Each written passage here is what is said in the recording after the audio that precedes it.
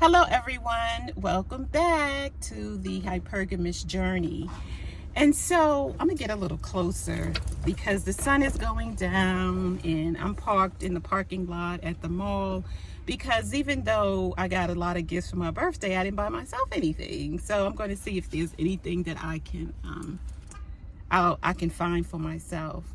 So this is part 2 of the Erica Badu video short that I talked about, and she said that when you have something that you desire,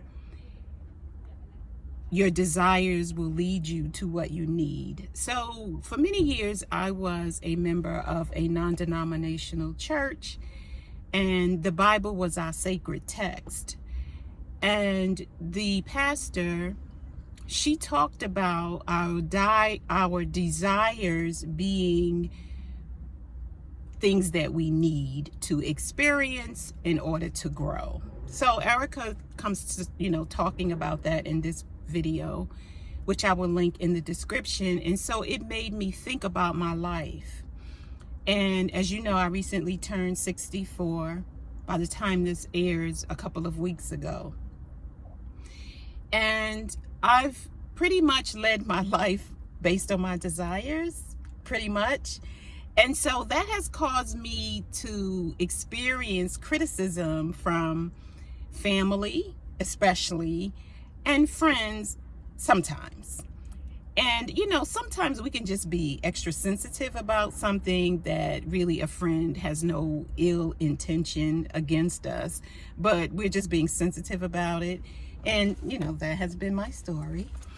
And so I'm learning to just, roll with the punches, and that they love me, and that's that. And they're entitled to their opinion. It doesn't mean I have to agree with it, but I can listen to it and share my feelings about what they've said, and vice versa. Because, it's a two-way street. And so my therapist said I haven't been institutionalized. He said that a couple of years ago when I was talking about retiring and preparing for such, and I wasn't going to wait till I was 70. I highly recommend that you retire as soon as you can, and to prepare, start downsizing, if sell that house if you need to. So anyway, he said that I wasn't institutionalized because most of my life I have marched to my own drum. So I'm college educated, but I didn't pursue a career in anything. I just wanted to be an entrepreneur. So I knew at 20 something I wanted to own my own business, but I could never get it off the ground where it was sufficient enough to replace the income from my job. So that never happened for me. But I always did side hustles, as they call it today. I always had something going on the side for extra income, hoping that it would lead to me quitting my job and replacing my income. That did not happen for me. So I'm happy that it has happened for many young people today. But I always knew that I did not want a corporate job after I realized the long hours that it took to climb the ladder with still no guarantee that I would get what I wanted, either career-wise or salary-wise, unless I was willing to give up a lot of who I am as a Black woman who grew up in Harlem, an urban neighborhood community where I grew up in the 60s in Harlem, where Blackness and being Black and proud was a thing. And, of course, we pressed our hair to fit in and things of that nature. But, I come from power to the people. This is my jewelry, you can see, which I proudly wear. And I can wear more conventional things, too. Don't get me wrong. I know how to code switch in language and in dress and look the part. I guess except for this hairstyle. But I've been there and I've done that. And I just want to live my authentic Black American woman self. So, I forgot the point of the video. About being led, your desires leading you to what you need. to grow. And it's not random. Everything and every decision that I've made in my life and desire I've had, God has granted it to me. And I want to say except for marriage, but that's not true.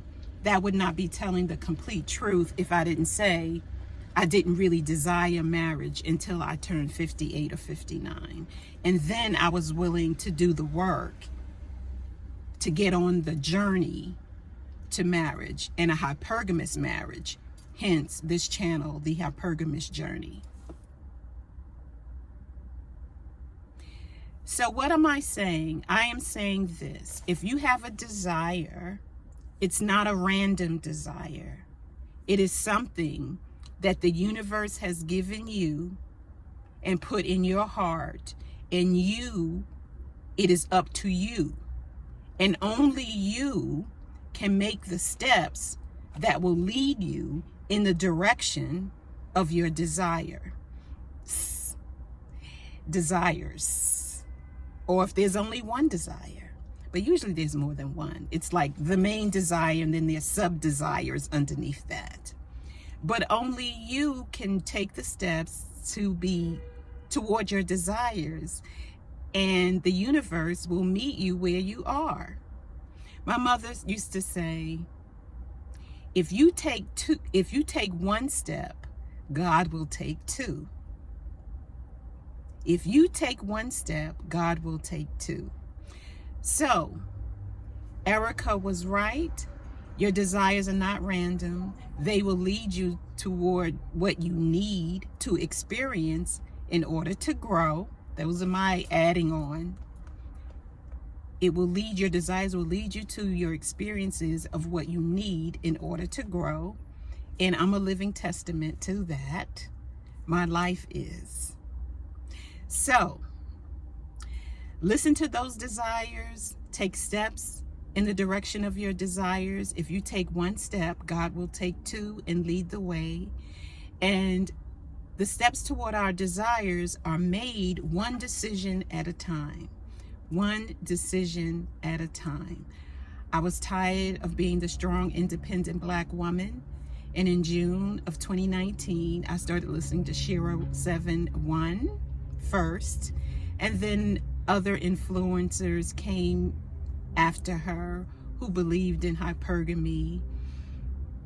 Chloe, the universe guru, whom else? The pink pill. There's so many others, but these are ladies in their 40s, early 50s who influenced me, and that was a desire. And I've taken steps over the last 4 years, including with this channel, taken steps and made decisions to lead me on that journey and toward that path. Take it from me, you're never too young, you're never too old to have your desires and be led by them, and make one decision at a time that will take you on the journey that you want to experience before you leave this earth. Thank you for watching, and don't forget to like, share, subscribe. Check out my website, thehypergamisjourney.co.co, and I will see you in the next video. Bye.